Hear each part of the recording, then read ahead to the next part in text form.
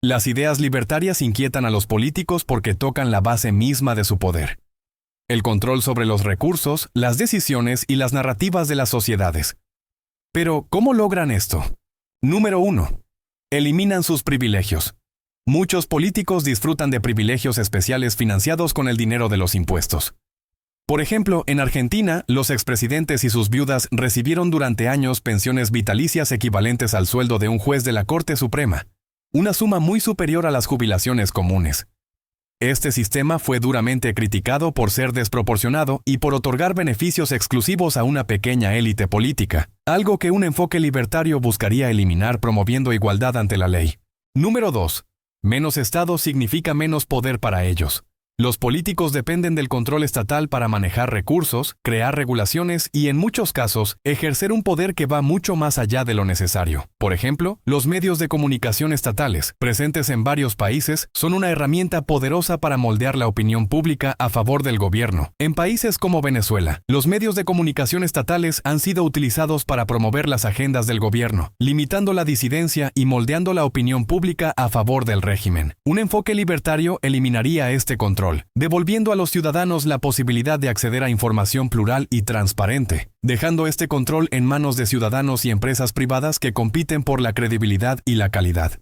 Número 3. Se expone su ineficiencia. Las ideas libertarias demuestran que el mercado puede ser mucho más eficiente que los gobiernos a la hora de asignar recursos. Un ejemplo claro ocurrió en Argentina durante los años 90 con la privatización de Entel, la empresa estatal de telecomunicaciones. Antes de ser privatizada, conseguir una línea telefónica podía tomar meses o incluso años. Tras la apertura del sector a empresas privadas como Telecom y Telefónica, los tiempos de espera se redujeron drásticamente y la calidad del servicio mejoró, exponiendo las deficiencias del sistema estatal. ¿Cómo los políticos controlan a la población? El poder político depende de mantener el control sobre la población. Esto se logra a través de 3 herramientas principales. Primero, control económico. Los impuestos y regulaciones son las principales armas de los gobiernos para tener bajo su mando a las empresas y los ciudadanos. Las ideas libertarias cuestionan esto al proponer sistemas con menores impuestos y menos regulaciones. Por ejemplo, en Estonia, donde se implementó un sistema fiscal simple y de tasa única, los políticos perdieron margen para manipular sectores económicos a su conveniencia. Segundo, monopolio del dinero. En muchos países, el gobierno tiene el control absoluto sobre la emisión de moneda. Esto les permite financiarse a través de la inflación sin pedir permiso a los ciudadanos. Las ideas libertarias, en cambio, proponen monedas descentralizadas como el oro o las criptomonedas. Por ejemplo, en un futuro, Bitcoin podría convertirse en una alternativa que desafíe a los bancos centrales y limite la capacidad de los políticos de manipular la economía. Tercero, narrativa del miedo. Los políticos suelen justificar su poder argumentando que, sin ellos, habría caos. Las ideas libertarias demuestran que las personas y las comunidades pueden organizarse libremente. Un ejemplo es Singapur, donde las reformas económicas impulsadas por principios de libre mercado transformaron al país en una de las economías más competitivas del mundo. Su enfoque en la apertura al comercio internacional, la baja regulación y un entorno fiscal favorable atrajo masivas inversiones extranjeras, elevando el nivel de vida y reduciendo drásticamente la pobreza en pocas décadas. ¿Cuáles son las estrategias para desacreditar las ideas libertarias? Cuando un sistema es desafiado, reacciona con fuerza.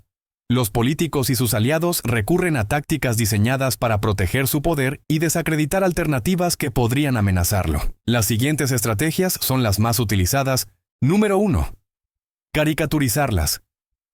Frecuentemente pintan a los libertarios como extremistas que quieren eliminar todo tipo de regulación o como insensibles que no se preocupan por los más vulnerables.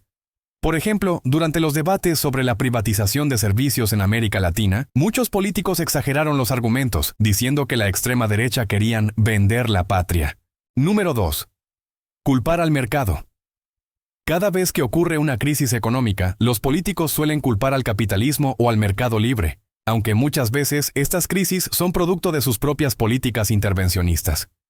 Un ejemplo es la crisis del 2008, donde muchos culparon al mercado, ignorando que fue provocada por la política de créditos fáciles de la Reserva Federal y las intervenciones gubernamentales en el sector hipotecario. Número 3. Ataques personales. Cuando no pueden debatir ideas, atacan a las personas. Los libertarios como Javier Milei, Ron Paul o Friedrich Hayek han sido etiquetados como locos, radicales o incluso peligrosos para desviar la atención del debate real. Por ejemplo, a Milei lo han acusado de antidemocrático, simplemente por proponer reducir el poder de los políticos.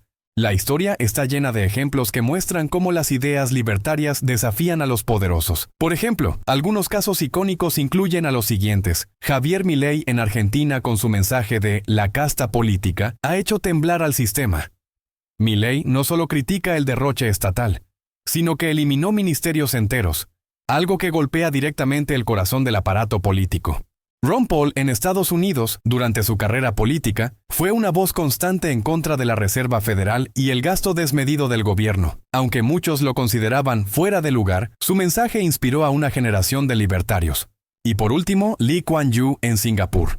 Aunque tampoco era libertario, Lee implementó políticas de libre mercado que transformaron a Singapur de un país pobre a una de las economías más prósperas del mundo. Su enfoque en la apertura al comercio internacional, la baja regulación y la atracción de inversiones extranjeras mostró cómo el mercado puede elevar el nivel de vida y reducir drásticamente la pobreza. En resumen, los políticos temen las ideas libertarias porque éstas cuestionan la base misma de su poder: el control sobre el dinero, los recursos y las decisiones de los ciudadanos. A través de la reducción del Estado, la descentralización y la promoción de la libertad individual, estas ideas representan una amenaza directa para un sistema que depende del intervencionismo. ¿Qué opinas tú? Comenta, suscríbete y dale me gusta a este video, y compártelo con alguien que deba conocer este mensaje.